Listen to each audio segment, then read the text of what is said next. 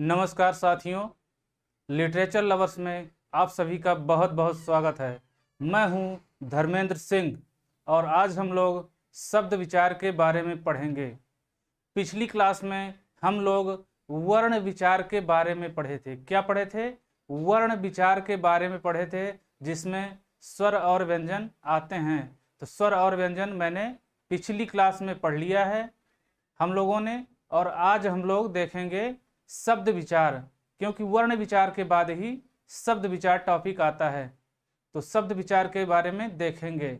आइए देखते हैं कि शब्द विचार किसे कहते हैं। शब्द विचार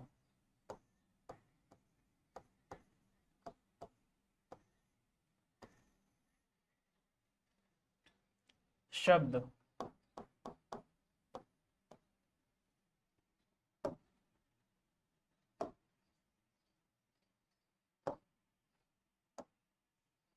तो शब्द जो होता है वह वर्णों के मेल से बनता है। कैसे बनता है? वर्णों के मेल से बने स्वतंत्र सार्थक ध्वनि समूह को शब्द कहते हैं। किसे कहते हैं? वर्णों के मेल से बने, वर्णों के मेल से बने स्वतंत्र सार्थक ध्वनि समूह को शब्द कहते हैं। क्या कहते हैं? शब्द कहते हैं। जैसे कुर्सी, कुर्सी, मेज, कलम आदि। तो ये कुर्सी, मेज, कलम, ये तीनों क्या हैं? शब्द हैं। डिफिनीशन मैंने क्या बताया कि वर्णों के मेल से बने हुए शब्द, वर्णों के मेल से बने हुए शब्द जो स्वतंत्र सार्थक और स्वतंत्र सार्थक ध्वनि समूह को शब्द कहते हैं। यानी वर्णों के मेल से बने, वर्णों के मेल से बने स्वतंत्र सार्थक ध्वनि समूह को शब्द कहते हैं। किसे कहते हैं? स्वतंत्र और सार्थक ध्वनि समूह को। सार्थक मतलब जिसका कुछ न कुछ अर्थ निकले। तो कुर्सी, मेज और कलम, ये शब्द बोलने से इनका कुछ न कुछ अर्थ निकल रहा है। तो शब्द जो होते हैं वो दो प्रकार के होते हैं। कितने प्रकार के होते हैं? दो प्रकार के होते हैं। पहला सार्थक और दूसरा निरर्थक। सार्थक और निरर्थक। शब्द कितने प्रकार के होते हैं? दो प्रकार के। पहला सार्थक और दूसरा निरर्थक। सार्थक में क्या होता है कि इसमें कुछ न कुछ शब्दों का अर्थ निकलता है। जैसे कमल, कमल, पानी। तो कमल और पानी शब्द लिखने से इसका कुछ न कुछ अर्थ निकल रहा है, इसलिए इसे सार्थक शब्द कहेंगे। लेकिन निरर्थक में, निरर्थक में जैसे आपका कमल का उल्टा कर दीजिए मकल, मकल, और पानी का उल्टा नीपा। तो मकल और नीपा, इन दोनों शब्दों का कोई अर्थ नहीं निकल रहा है, इसलिए इसे निरर्थक शब्द कहेंगे। क्या कहेंगे? निरर्थक शब्द कहेंगे। इसके बाद आ जाता है शब्द और पद में अंतर। किसमें अंतर? शब्द और पद में अंतर।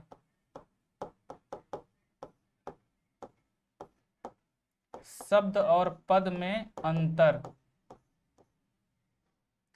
और एक बात और, कुछ निरर्थक शब्द ऐसे भी होते हैं जो सार्थक शब्दों के साथ प्रयुक्त होकर अर्थवान हो जाते हैं, यानी अर्थ देने लगते हैं। वैसे तो वो निरर्थक होते हैं, लेकिन सार्थक शब्दों के साथ जब वो आते हैं तो अर्थवान हो जाते हैं, वो अर्थ देने लगते हैं। जैसे इसको भी देख लेते हैं। जैसे पानी वानी, पानी वानी। तो पानी वानी कहने से पानी का तो मतलब निकल रहा है, लेकिन यदि वानी को अलग कर दिया जाए, किसको अलग कर दिया जाए? वानी को, वानी को अलग कर दिया जाए तो वानी का कोई अर्थ नहीं निकलता है, लेकिन पानी का अर्थ निकल रहा है। पानी का अर्थ मतलब जल से है, तो पानी का सामान्य अर्थ समझ में आ रहा है। तो पानी के साथ वानी भी बोल दिया जाता है। भैया पानी वानी आप लोग पिए कि नहीं पिए? तो पानी के साथ वानी जब आता है तो ये अर्थ देने लगता है, लेकिन जब इसको पानी से अलग कर दिया जाए तो ये अर्थ नहीं दे पाता है। जैसे रोटी ओटी, रोटी ओटी। अब रोटी का तो मतलब है, यहाँ रोटी कहने से रोटी का सामान्य अर्थ आ रहा है, लेकिन ओटी कुछ नहीं होता है। क्या? ओटी कुछ नहीं होता है, लेकिन रोटी के साथ इस निरर्थक शब्द का भी प्रयोग हो रहा है और ये अर्थवान हो जा रहा है। जैसे खाना वाना, खाना वाना। पूछ लेते हैं लोग, भैया खाना वाना आप लोग खाएगी नहीं, तो यहाँ खाना के साथ वाना तो प्रयुक्त हो रहा है, लेकिन यदि वाना को अलग कर दिया जाए तो इसका कोई अर्थ नहीं होता है। तो इस प्रकार जो है कुछ निरर्थक शब्द सार्थक शब्दों के साथ आकर मिल जाते हैं और अर्थवान हो जाते हैं। इसके बाद शब्द और पद में अंतर, ये जानना बहुत ही जरूरी है कि किसे शब्द कहते हैं और किसे पद कहते हैं। तो ये जो शब्द होता है, जब शब्दों का व्याकरणिक प्रयोग किया जाता है, व्याकरणिक प्रयोग मतलब लिंग वचन और कारक में ये बंध जाते हैं। जब शब्दों का व्याकरणिक प्रयोग किया जाता है, व्याकरणिक प्रयोग मतलब लिंग वचन कारक में ये शब्द बंध जाते हैं, तब ये पद बन जाते हैं। क्या बन जाते हैं? पद। जैसे लिख दिया जाए राम सुबह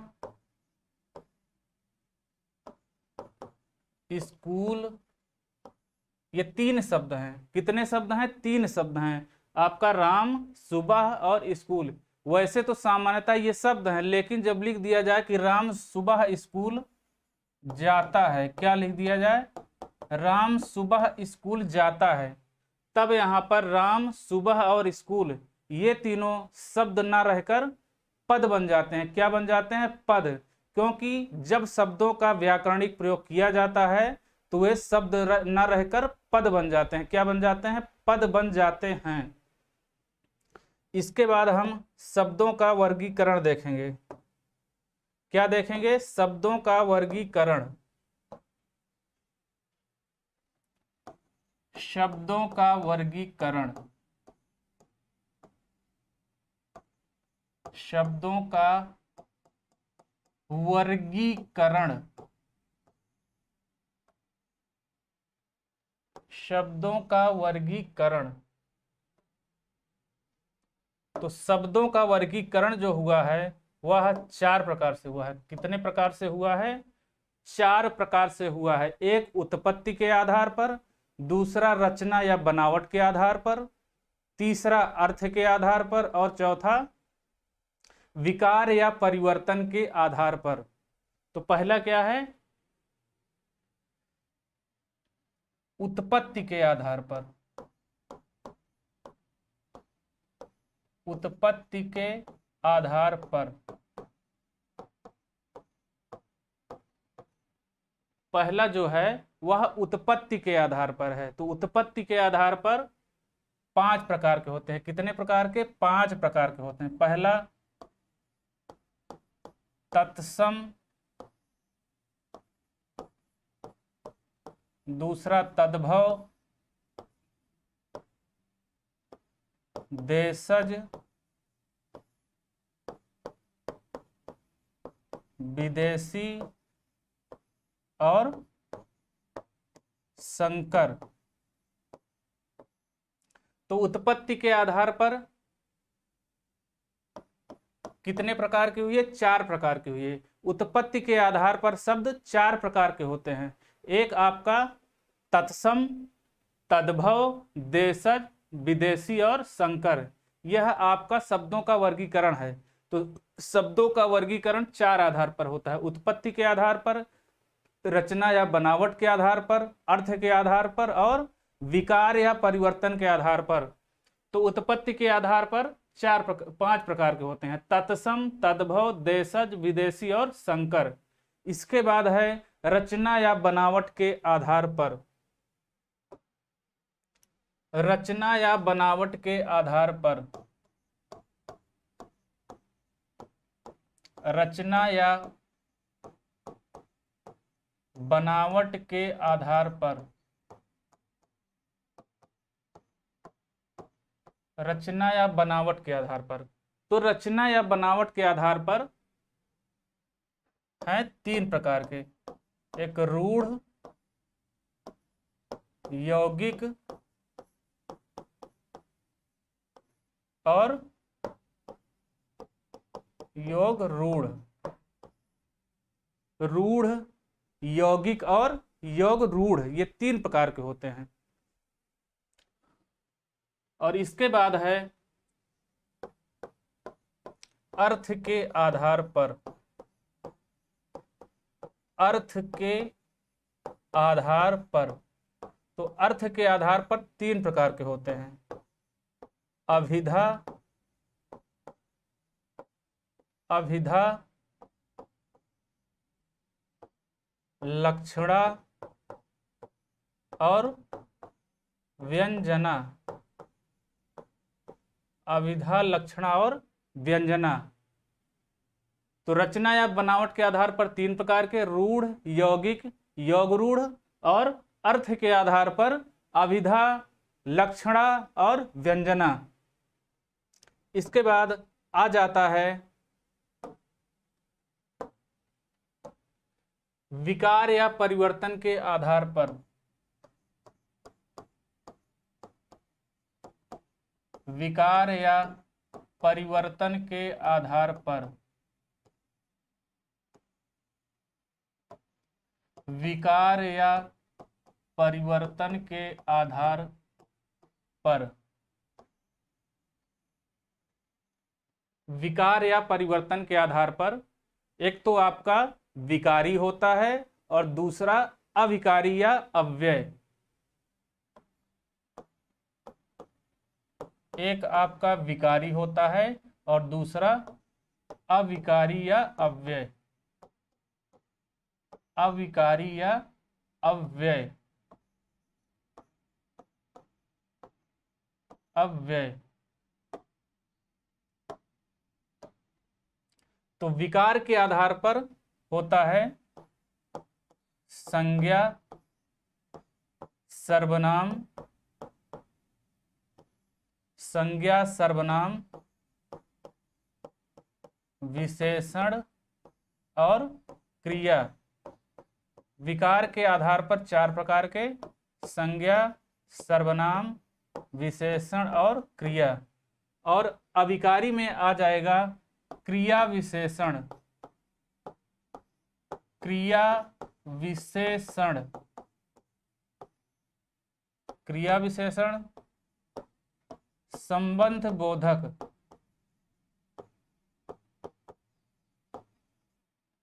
संबंध बोधक, समुच्चय बोधक। समुच्चय बोधक और विस्मयादि बोधक। विस्मयादि बोधक। तो विकार या परिवर्तन के आधार पर दो प्रकार के होते हैं, विकारी और अविकारी। विकारी में आपका संज्ञा, सर्वनाम, विशेषण और क्रिया आ जाता है, और अविकारी के अंतर्गत क्रिया विशेषण, संबंध बोधक, समुच्चय बोधक और विस्मयादि बोधक आता है।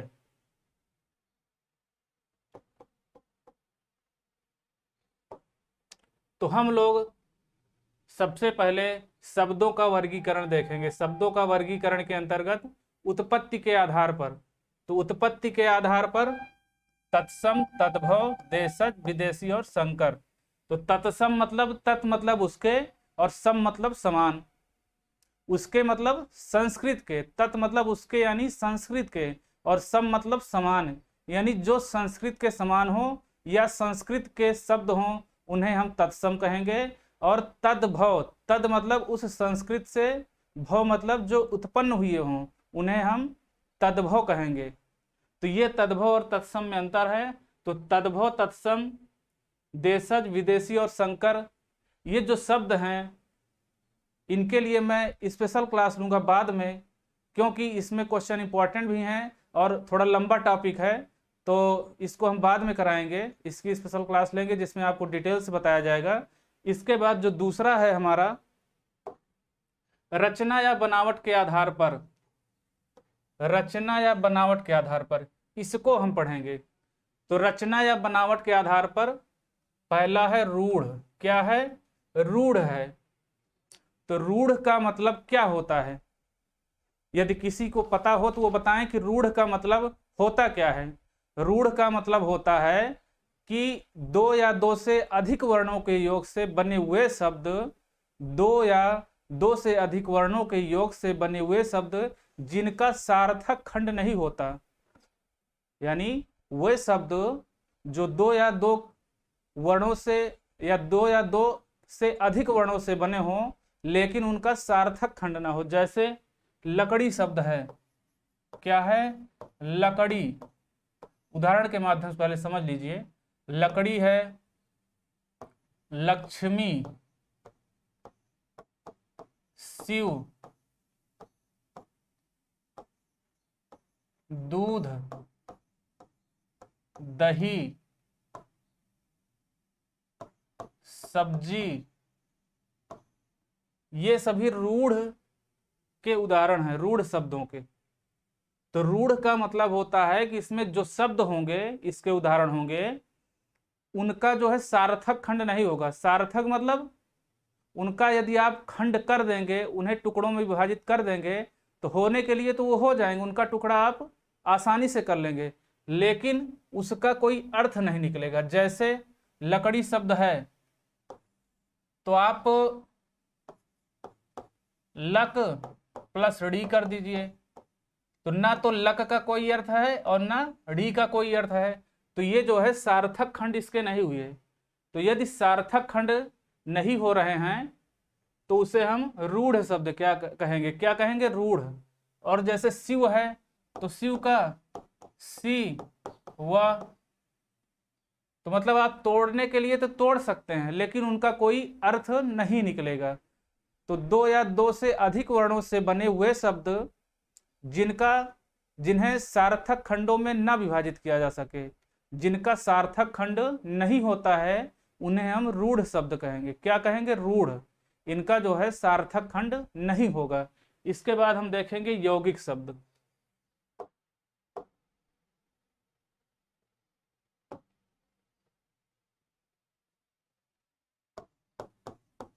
तो रूढ़ का उदाहरण आपको बता दिया गया। इसके बाद देखेंगे यौगिक।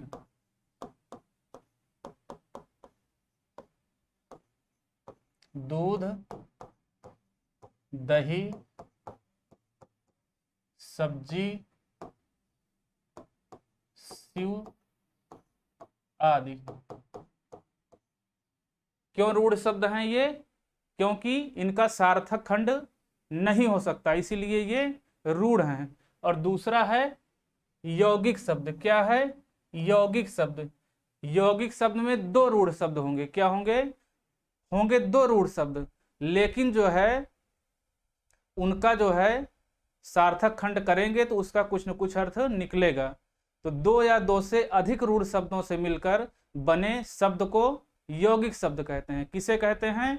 दो या दो से अधिक रूढ़ शब्दों से मिलकर बने शब्दों को यौगिक शब्द कहते हैं। और ये जो दोनों रूढ़ शब्द होंगे, ये जो दोनों रूढ़ शब्द होंगे, जैसे विद्यालय,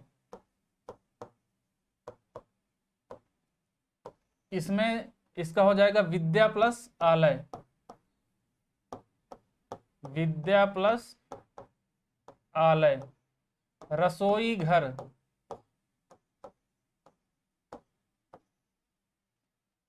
रसोई घर मतलब रसोई घर दो शब्द हैं इसमें, और विद्यालय में विद्या प्लस आलय है। तो विद्यालय में जो विद्या प्लस आलय है, विद्या का भी अर्थ है और आलय का भी अर्थ है। तो इसमें दो रूढ़ शब्द हैं और दोनों का अर्थ निकल रहा है, लेकिन ये दोनों शब्द एक ही भाषा के होने चाहिए, ये भी जो है जरूरी है। क्या जरूरी है? जो दोनों रूढ़ शब्द होंगे, विद्या और आलय, पहला और दूसरा शब्द, ये दोनों एक ही भाषा के होने चाहिए। और एक ही भाषा होने के कारण इन्हें सजातीय शब्दों का मेल कहा जाता है। क्या कहा जाता है? सजातीय शब्दों का मेल। सजातीय शब्दों का मेल, सजातीय शब्दों का मेल कहा जाता है।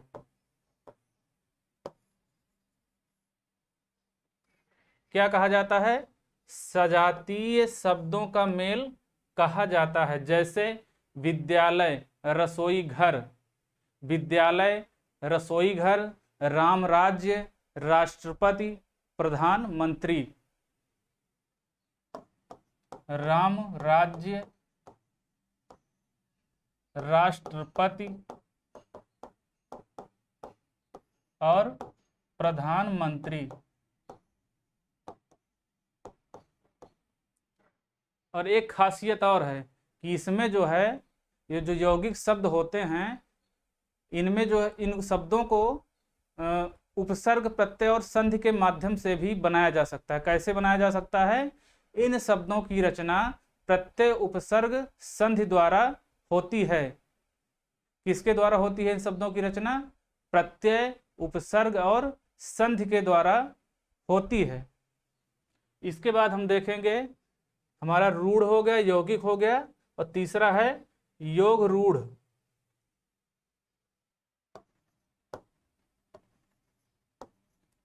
योग रूढ़। योग रूढ़ में दो या दो से अधिक जो है रूढ़ शब्द होंगे, लेकिन क्या होगा कि इनका अन्य अर्थ निकलेगा। क्या होगा? होंगे तो दो या दो से अधिक रूढ़ शब्द, लेकिन अन्य अर्थ निकलेगा। तो अन्य अर्थ का निकलने का मतलब, जैसे दशानन, अब दशानन में तीसरा अर्थ निकल रहा है, यानी अन्य अर्थ निकल रहा है। दशानन मतलब 10 हैं आनन जिसके, अर्थात रावण, 10 मुख वाला कौन था? रावण था। तो 10 आननान यश सा, अर्थात जिसके 10 सिर हों उसे हम रावण कहेंगे। तो दशानन में तीसरा अर्थ निकल रहा है, अन्य अर्थ निकल रहा है। तो बहुब्रीहि समास के जितने भी पद होंगे वो सभी योगरूढ़ के उदाहरण होंगे। बहुब्रीहि समास के सभी पद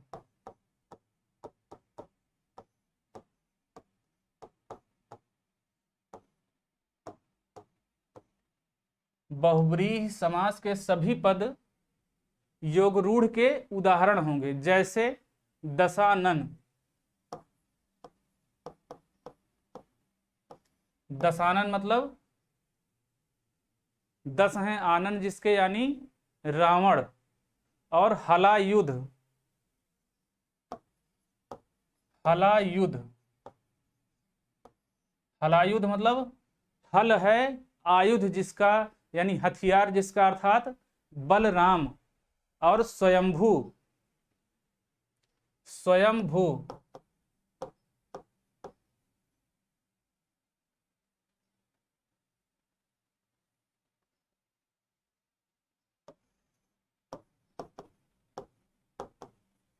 स्वयंभू, हिरण्यगर्भ,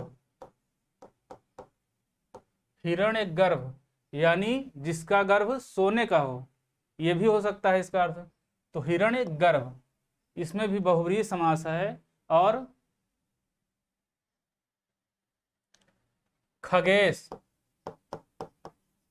खगेश में भी बहुब्रीहि समास है। तो दशानन, हलायुध, स्वयंभू, हिरण्यगर्भ, खगेश, वीणा पाणी, वीणा पाणी, वीणा पाणी मतलब जिसके हाथ में, पाणी मतलब हाथ, जिसके हाथ में वीणा हो, यानी सरस्वती। तो इन सभी शब्दों में बहुब्रीहि समास है, और बहुब्रीहि समास के सभी पद योग रूढ़ होते हैं, क्योंकि इन सभी शब्दों का अन्य अर्थ निकल रहा है। क्या निकल रहा है? अन्य अर्थ निकल रहा है। तो इस प्रकार से ये सभी जो है बहुब्रीहि समास के उदाहरण हैं। इसके बाद हम जो है देखेंगे अर्थ के आधार पर। क्या देखेंगे? अर्थ के आधार पर। तो अर्थ के आधार पर अभिधा, लक्षणा और व्यंजना, अभी मैंने बताया था कि अभिधा की अर्थ के आधार पर 3 प्रकार के होते हैं, अभिधा, लक्षणा और व्यंजना। तो पहले देख लेते हैं अभिधा। अभिधा, अभिधा में क्या होता है कि इसमें साक्षात सांकेतिक यानी जो है इसका सीधा सीधा अर्थ निकलता है। अभिधा में शब्दों का सीधा सीधा अर्थ निकलता है। जैसे हमें फल खाना चाहिए, हमें फल खाना चाहिए, खाना चाहिए। तो इसमें सीधा सीधा फल का जो है वो सामान्य अर्थ निकल रहा है कि हमें फल खाना चाहिए, फल का सामान्य अर्थ प्राप्त हो रहा है। और जैसे सड़क, घर, स्कूल, सड़क, घर, स्कूल, इन सभी शब्दों का हमें सामान्य अर्थ प्राप्त हो रहा है, इसलिए इसे हम अभिधा शब्द शक्ति कहेंगे। क्या कहेंगे? अभिधा शब्द शक्ति कहेंगे। और अभिधा के बाद है लक्षणा शब्द शक्ति। क्या? लक्षणा शब्द शक्ति। तो मुख्यार्थ में बाधा उपस्थित होने पर, क्या? मुख्यार्थ में बाधा उपस्थित होने पर मुख्यार्थ से संबंधित, मुख्यार्थ में बाधा उपस्थित होने पर मुख्यार्थ से संबंधित जो अन्य अर्थ रूढ़ि अथवा प्रयोजन के माध्यम से, किसके माध्यम से? रूढ़ि अथवा प्रयोजन के माध्यम से या प्रयोजन के आधार पर ग्रहण किया जाता है, उसे हम लक्ष्यार्थ कहते हैं। क्या कहते हैं? लक्ष्यार्थ कहते हैं। और लक्ष्यार्थ का जो बोध कराता है, लक्ष्यार्थ का जो बोध कराता है उसे हम लक्षणा शब्द शक्ति कहेंगे। क्या कहेंगे? लक्षणा शब्द शक्ति। जैसे उदयन शेर है, उदयन शेर है।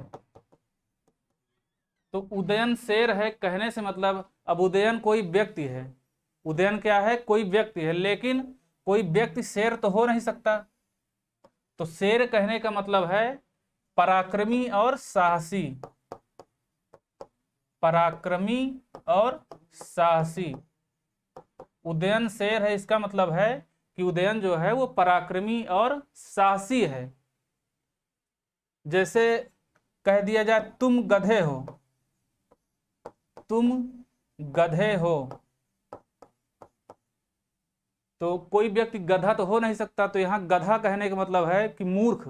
क्या है गधे का मतलब? मूर्ख, यानी तुम मूर्ख हो। जैसे दूसरा उदाहरण है शर्मा जी का कुत्ता, शर्मा जी का कुत्ता शेर का चाचा है।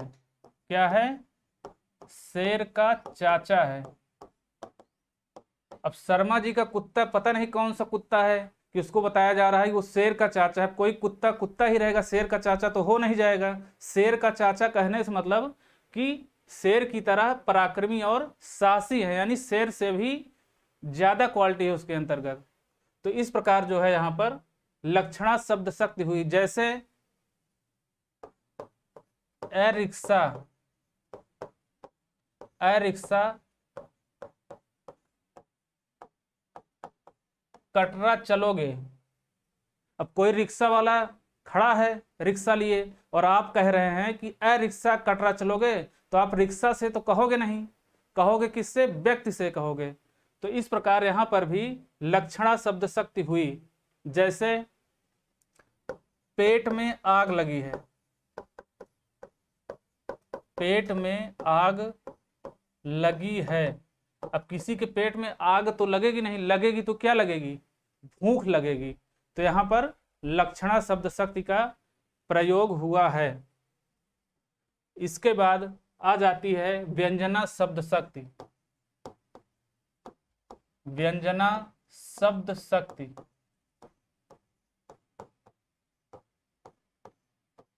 व्यंजना शब्द शक्ति। तो जब अभिधा और लक्षणा के माध्यम से, जब अभिधा और लक्षणा के माध्यम से अर्थ न निकले, जब अभिधा और व्यंजना के माध्यम से अर्थ न निकले, यानी अर्थ की प्राप्ति न हो, तो उस समय, उस परिस्थिति में जिसके माध्यम से अर्थ की प्राप्ति हो उसे हम क्या कहेंगे? व्यंजना शब्द शक्ति कहेंगे। जैसे दो चोर रात में जा रहे हैं और एक चोर दूसरे साथी से कह रहा है कि रात कितनी अंधेरी है। क्या कह रहा है? एक चोर दूसरे साथी से कह रहा है कि रात कितनी अंधेरी है, अंधेरी है। तो रात कितनी अंधेरी है, यहाँ अंधेरे से मतलब है कि चोरी करने के लिए बहुत ही शानदार रात है। उन चोरों के लिए चोरी करने के लिए बहुत ही शानदार रात है। तो यहाँ पर इस प्रकार से जो है व्यंजना शब्द शक्ति हुई। और दूसरा उदाहरण है, जैसे उसका घर गंगा में है, उसका घर गंगा में है। क्या? उसका घर गंगा में है। अब किसी का घर गंगा में तो हो नहीं सकता है, कि हो सकता है किसी का घर गंगा में? यदि किसी का घर गंगा में हो तो बताइए आप लोग कि हाँ फला व्यक्ति का जो है घर गंगा में है। हाँ, गंगा के किनारे जरूर हो सकता है, लेकिन गंगा में किसी का घर पॉसिबल नहीं है। तो उसका घर गंगा में है, यहाँ उसका घर गंगा में है कहने से मतलब है कि उसके घर में गंगा जैसी पवित्रता, निर्मलता और शुद्धता है। क्या है? गंगा जैसी पवित्रता है, निर्मलता है और शुद्धता है। तो इस प्रकार जो है अर्थ के आधार पर 3 प्रकार की शब्द शक्ति होती है, अविधा, लक्षणा और व्यंजना। तो इतना आप लोगों के समझ में आ गया कि नहीं? कमेंट बॉक्स में एक बार जरूर बताइए आप लोग कि समझ में आ गया कि नहीं आया। ये इतना जो आज मैंने पढ़ाया ये समझ में आया कि नहीं आया? इसके बाद हम लोग जो है पढ़ेंगे विकार या परिवर्तन के आधार पर शब्दों का वर्गीकरण। मैंने आपको अभी बताया था कि विकार के आधार पर 2 प्रकार के होते हैं शब्दों का वर्गीकरण, एक विकारी और दूसरा अविकारी या अव्यय। तो विकारी में आपका संज्ञा, सर्वनाम, विशेषण और क्रिया आ जाता है, और अविकारी में क्रिया विशेषण, संबंध बोधक, समुच्चय बोधक और विस्मयादि बोधक अव्यय आते हैं। तो जो अगली क्लास होगी हमारी वह संज्ञा की होगी।